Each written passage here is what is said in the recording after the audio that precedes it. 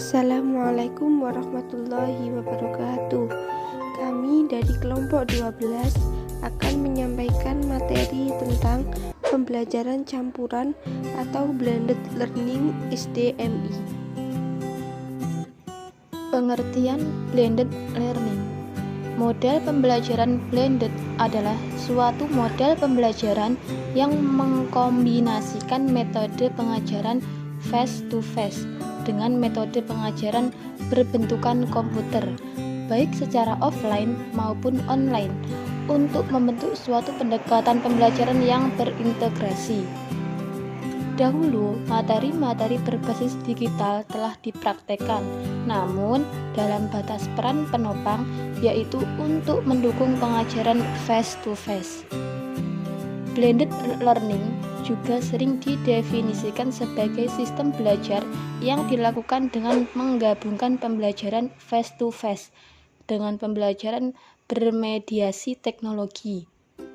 Pembelajaran berbasis blended learning adalah pembelajaran yang mengkombinasi strategi penyampaian pembelajaran menggunakan kegiatan tatap muka, pembelajaran berbasis komputer atau offline, dan komputer secara online, internet, dan mobile learning.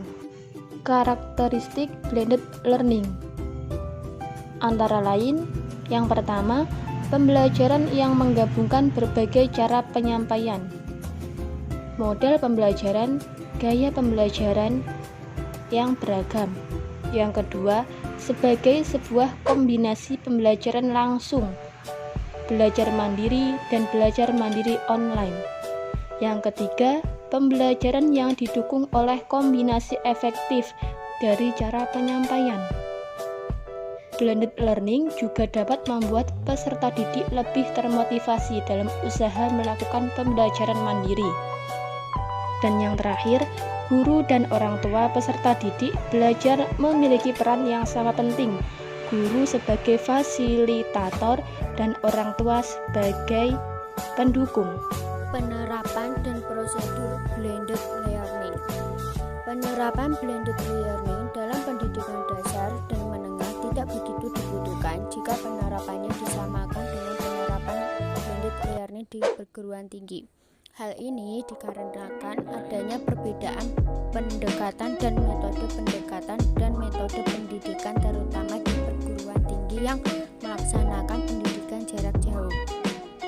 Pada pelaksanaan pendidikan dasar dan menengah harus menerapkan tatap muka dalam pembelajaran akan tetapi bukan berarti dalam pendidikan dasar dan menengah tidak dapat menerapkan blended learning.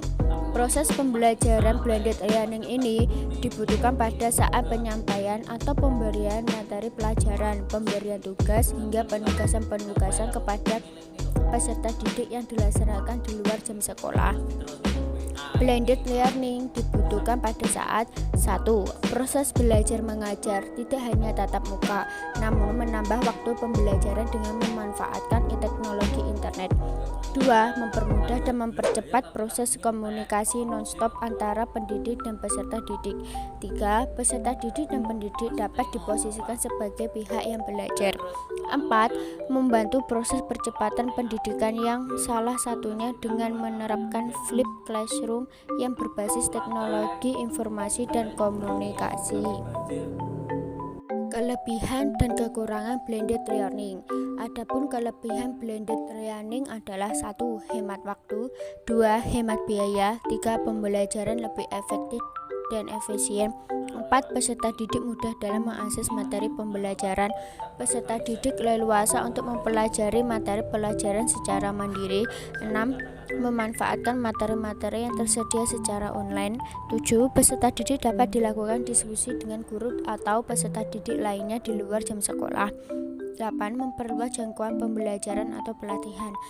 Adapun kekurangan dari blended learning: 1. Sulit diterapkan apabila sarana dan prasarana tidak mendukung. 2. Tidak meratanya fasilitas yang dimiliki peserta. 3. Akses internet yang tidak merata di setiap tempat dan lain sebagainya. Sekian presentasi dari kelompok kami. Semoga bermanfaat. Wassalamualaikum warahmatullahi wabarakatuh. warahmatullahi wabarakatuh.